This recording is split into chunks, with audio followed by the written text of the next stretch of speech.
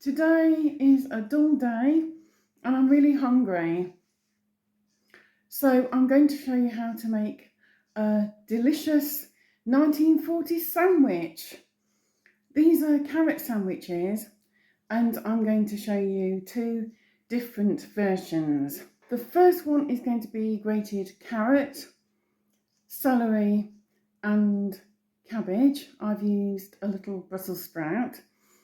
And the second one, I am going to do carrot, but instead of mixing it with a little vinegar, I'm going to use a bit of Philadelphia cream cheese because it needs using up.